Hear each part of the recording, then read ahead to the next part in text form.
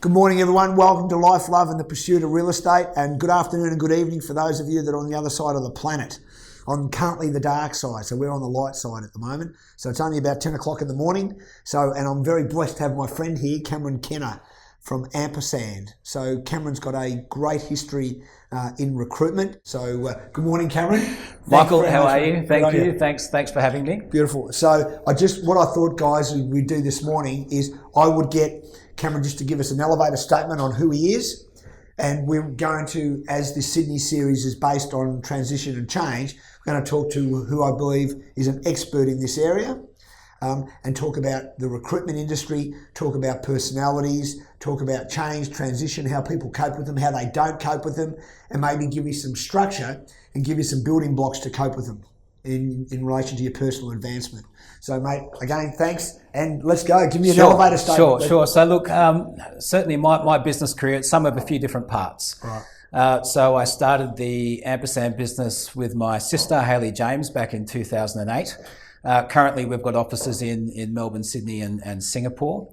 The business goes well. We focus on the mid to senior end, looking at both interim hires, contract hires, guns for hire, if you like, and also senior exec and permanent appointments into the business. Right. I've got other interests which you know about as well. So I've got talk about those. I've got a PR company, Deck PR. My wife Agatha Kenna is the MD of that. Alongside our CEO, Michael Henderson.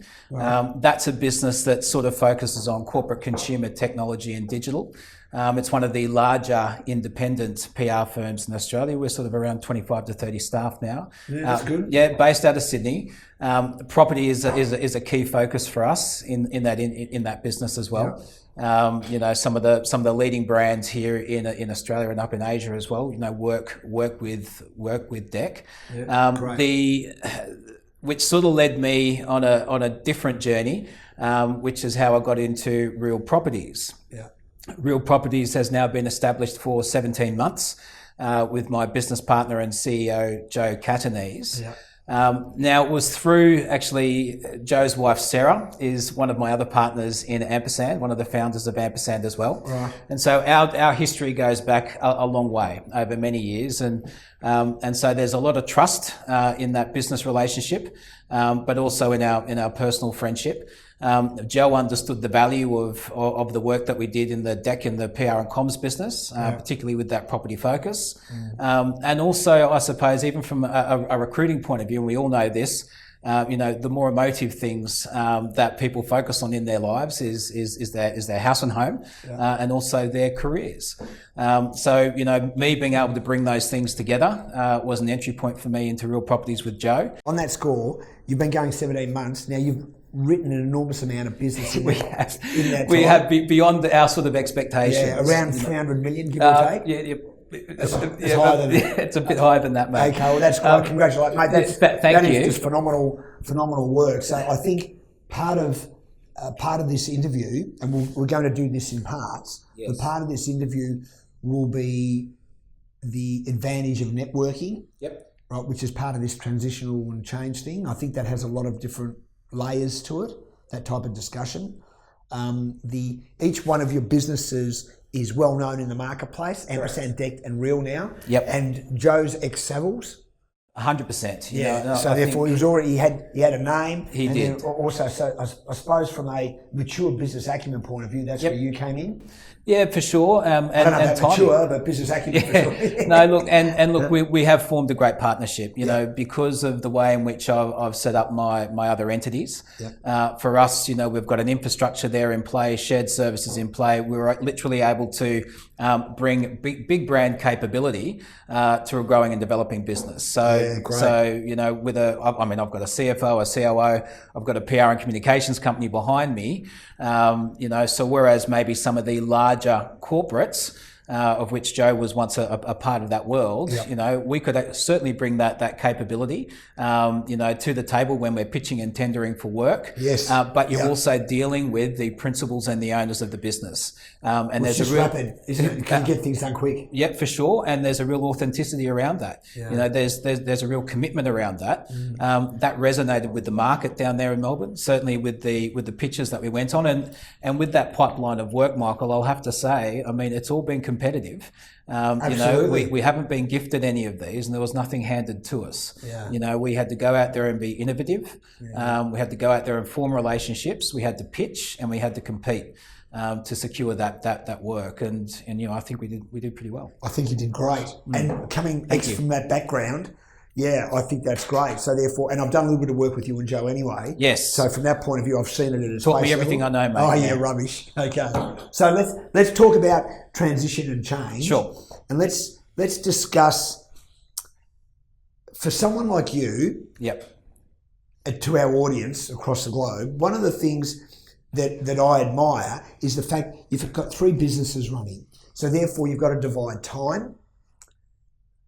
Right, you've got to divide brain power, thought process, all that stuff. So you are in a constant state of flux, I would think, right? Correct me if I'm wrong. Yes. So therefore, I would if we can just tell people, how do you cope with that? What do you do to stay level, sane, happy?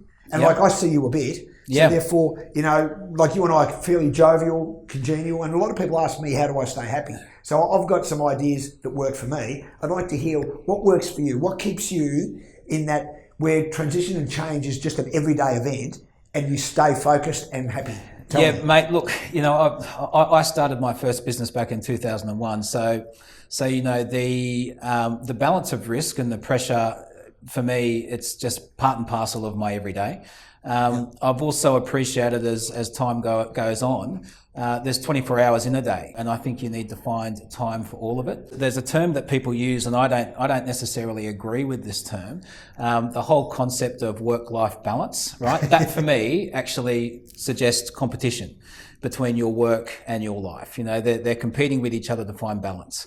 For me, they're very integrated, and they're part of the whole thing. It's one big fabric. I agree with that. Yep. And so I haven't heard anyone say that other than me. And you and I haven't prepped this interview. No, we haven't. Because I think like that. Yeah. I don't know how people do that work-life balance thing. No, because it suggests exactly that. You need to compromise one to be good at the other at some point. So so for me, I love all of it. Work is a part of my life. Family is a crucial part of my life. In order for me to be happy, successful, level-headed, calm, all of those things, make good, rational decisions. All of those things need to be in play, and I need to address them on a daily basis. Health and fitness is an important part of that. Empowering people who work with me in our businesses to positions of responsibility and giving them the opportunity to take charge, make decisions, have some control is key. That makes your work-life balance easier, if you want to, for want of a better term. Sure. Because you can't do everything yourself. You can't do everything yourself, and certainly the larger the spread of interests. But they need to be related interests. I think if they're, you won't find me doing something that's completely unrelated to what I've done in the past. All of these businesses have organically found themselves a home in my world through very natural circumstances. So, and when we've looked at it and decided whether or not it was the right thing to proceed with, the diligence that went through that is, well, how does this bolt on, and how do I leverage this based on what I already know and what I already do, and how can I make a difference to that? And I think real properties, which is how you and I first met. That for us was an extension of something that my wife and I share a passion for, which is real estate, but also which she and our business, Deck PR, has a long history and capability in delivering marketing and communication strategies for, from the larger asset managers right down through to boutique developers. It combines, certainly the skills that I've got from a people point of view and an understanding of human nature point of view, an assessment point of view, and of course, the most important thing there was trust amongst the partners. We went back a long way. All right. On that score, I'm going to fire some questions at you in relation to getting a solid answer to this. Right. So just to be deliberate, what is it in a day? Say for instance, you'll come across, like I might get to the office some days, and I'll have 4 or 5 or 6 things happen in the first 10 minutes that I'm there that need decisions straight away. Yeah. I've been able to, over the years, and I've had to work on it hard, is to compartmentalise and get it and put it away. Do you do that? Yes. Yeah, okay. I would say at the, one of the little mental things which I think is important to do is to open and close your day. If you are tell me how you do that. Yeah, if you are going to focus and spend time with your family at home, you need to have the ability to switch off. Now, you will not switch off unless you close off your day and you leave you can't leave things undone. For me, in the most simple terms in the digital age, I'm a list writer. It can be as simple as that. So at the completion of my working day, or when I've decided I'm finishing my work, which that could be at any point, because I take my son to jiu-jitsu, I do after school sport, all these other things. What I will do is sort of write my list and make sure that if I haven't executed on something that I needed to get done throughout the course of that day, it's probably the first thing I need to do tomorrow. Okay. Or I'll need to address that at some other point. It could be after the kids go to bed at night, something like that. I need to find time to get that done. Okay, all right. So you shut off your day. Yeah, prioritisation is a really big part of it, of course. Yeah. There's a lot of noise out there, email, and so all sorts of digital mediums. There's a lot of things that can distract you. I think it's important that when you're on task, you sort of minimise those distractions and you just focus and get things done. The prioritisation thing, just to talk about that for a second, is that I find a lot of people that I know that are okay managers can't prioritise properly. Yep. And I think the shut off of the day is a great call, because what I do is when I go home, I sit in the car for about 5 minutes and I meditate to clear my head. I actually shut myself off, right? And then when I get in, I throw my phone in the study, and then I go and head towards the kitchen like a good little Italian boy, right? Yeah. So I sort of run the same format as when I was living at home with mum and dad going back 30 years ago.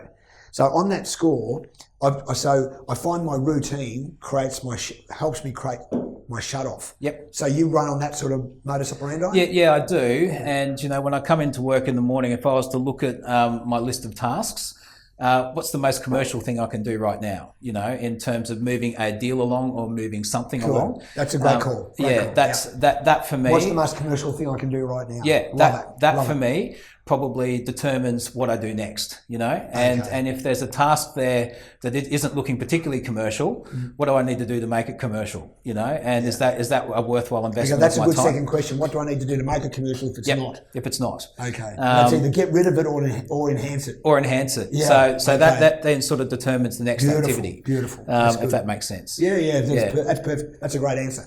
All right. Let me ask you this. In relation to across the board now, you've got a lot of staff.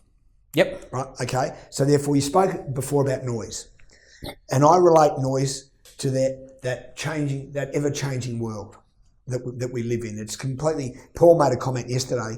He goes when he does leadership coaching, and that's Paul Mitchell that I interviewed yesterday. Paul said with leadership coaching, he goes, I'm now teaching people and educating them that change is daily, that it's not yearly, and you might have a year budget, but it's got nothing to do with that. And it's daily, weekly, monthly. It's just consistent change. So how you manage today might be very different to how you manage tomorrow, depending on a whole range of factors.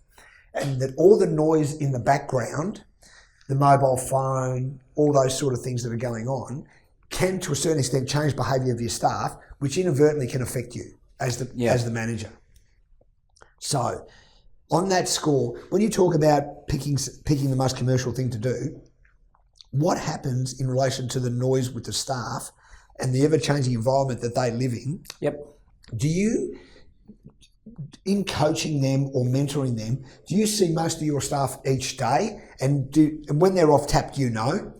Can you tell before you speak to them? And look, you and I disagree on this one small point. So I sit on a pod amongst a group of people. I know you like officers for leaders, because we've had that conversation. But so therefore you're more interactive then. Well, even if I'm not interactive, I'm certainly listening and I'm hearing the throb and the pulse of the business. And I love that. I don't disagree with that. I don't disagree with that per se, but I just think as a corporate manager, there's got to be a certain amount of privacy, because the strategic planning that I do, and I know that you do a lot of, is a private thing for me. And then I'll bring it across to the group and you get the feed. No, and look, I do agree with that. And sometimes, I do catch myself at times having conversations that I probably shouldn't be having, maybe in that Yeah. forum. It's a vulnerability. You have to watch that. And I need to get up and walk somewhere else to do it. And you can't be getting up and walking somewhere else every 5 minutes sometimes, It's a challenge. But I think just to sort of circle back a little bit, in terms of training people, when it comes to things like technology, you've got to remember technology is a tool. It's an enabler. It's not there to do the job for you. It's there to enhance the job you already do as a person. Can it disenable you though? I think it can if it becomes a distraction, and if it's used not in the most productive or profitable way. Absolutely. And look, we all know that. But then again, look, I'm not a big believer in rules and these sorts of things as well, because I'm a huge believer in personal responsibility. Yep. I don't disagree with that. Yeah. And look, if you're going to survive, and we're both in the service industry, so it's not like we're selling products and widgets out there, or gadgets. We basically sell ideas. I sell people. I'm only as good as the people around me and the teams I lead and build.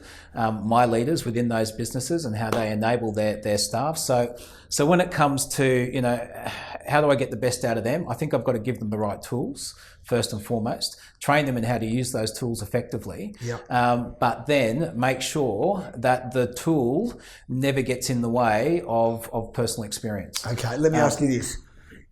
Give me 3 things that would make you pick a leader for a business when you're recruiting. What would be your 3 top criteria? And I know that can change depending on the job and the company, but what would be the general 3 ones that you'd have?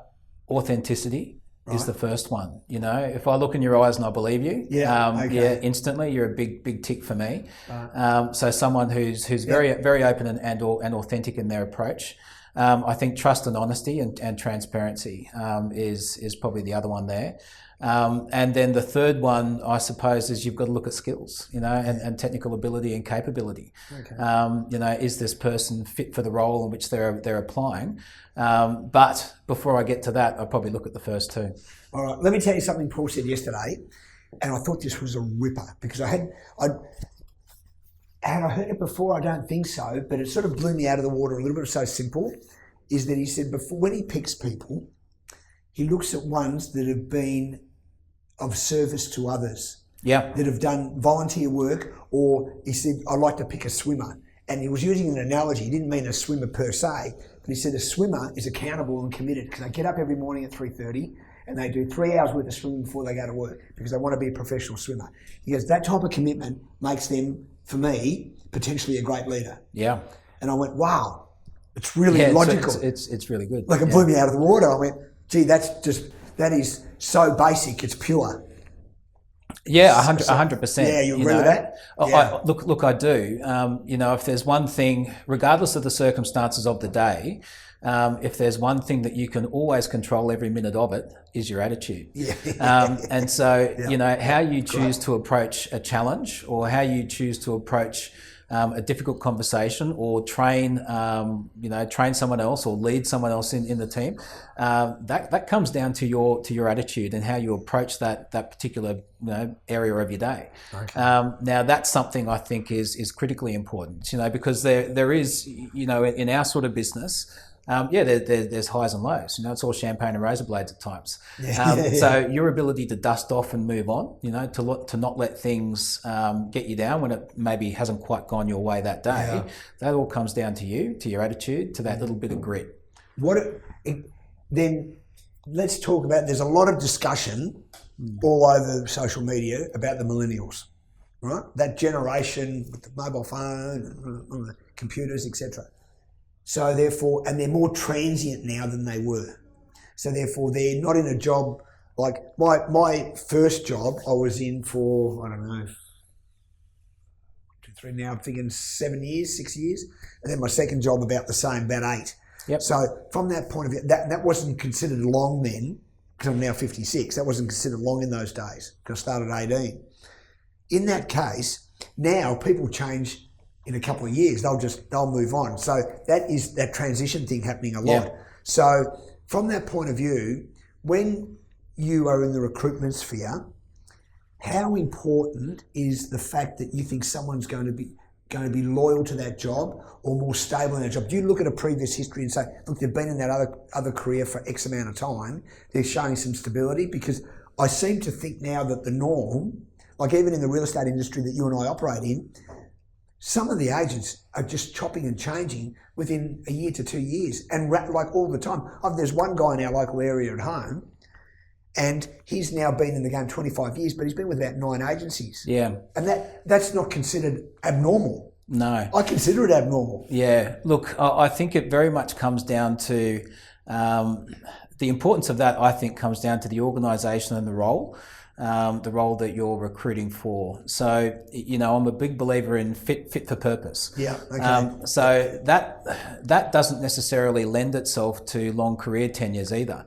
You could argue that someone, say someone in the digital sphere, for example, who has worked and developed skills with one organisation. Now, if that organisation is not at the top of their game, if they're not innovative and they're not constantly developing and improving their skills in that area, then the ability and capability of that person is going to suffer. So the only way that they get better at their jobs is to move on. Okay. Then what about this? What about then in the case of, how long does it take a new person to settle into a job, say in the IT world, and be productive? So it's a great question. So, tenure is important. It's a balance. It's a balance. Yeah. You need to be able to look at that person and say, were you there long enough to learn something, to absorb the skills that you needed? But I know that organisation over there is particularly good at doing what you were doing there. Now, did you learn enough from it? Were you there long enough to learn enough from it? And can you then go and apply that in your next role? Yeah. Okay. So look, you should never be afraid of moving talent. That's the world today. Talent moves. They move for all sorts of different reasons. More often than not, they're moving to improve their skills. So and that's a great change and transition for those millennials per se is for enhancement. 100%, and I believe that. You've got to work with these guys. Yeah. It's not something to be afraid of. Do you understand, for a corporate, though, employing those people, that's a daunting prospect, don't you? It can be. For guys like you and I that employ people, yep. Even though you're in that other industry, you look at that and you go, if you and I were starting a new business today and we want to have the largest real estate commercial company in Australia, we'd look at it. There'd be a question mark in relation to the longevity of people we'd bring in. We would know that we're going to have X amount of turnover of staff, high percentage-wise, in the first 2 to 3 years. Yeah. I it's think daunting. Look, it is. And I think particularly with those sorts of sales roles and the real estate roles, a bit more traditional, the nature of the industry, you do want tenure out of your staff, because obviously, that's a network that you've introduced them to. Yep. It's a database that they've helped build. It's relationships in an area, which obviously if they then, like you were just saying, the guy who's worked in your area, he's been with 9 agents in 20 odd years. Yeah. The first guy and the first couple of companies that he's worked for, basically all he's done is just farm all of those networks. Yes. And then slowly gotten bigger and bigger and bigger and better until he ends up somewhere where maybe they're going to pay him enough for him to stay. But he brings all of that to the table. I think in professional services, it can be a little bit different. Certainly in the more technical side of things, change should be embraced. I think it's very important to people's careers it makes sense. There are different circumstances. Fit for purpose, I get it. Yeah, and that makes absolutely. perfect sense to me. And it's good clarity that you've given me on that score. Yeah. Okay. Yeah. Good. All right. Well, I think we're going to end this first part now, right? So I want to thank you for that. We're going to start part 2 shortly. And we're going to do some rapid fire questions to Cameron, maybe put him on edge a little bit and see how he goes. And then what I want to do is I want to talk about change in relation to family life, change in relation to business life, and change in relation to if you want to benefit yourself and change yourself. And want to talk about what characteristics or building blocks we need that we can pass on to everybody watching that will help them be able to facilitate those things. Sure. Thanks again, Cam. Great.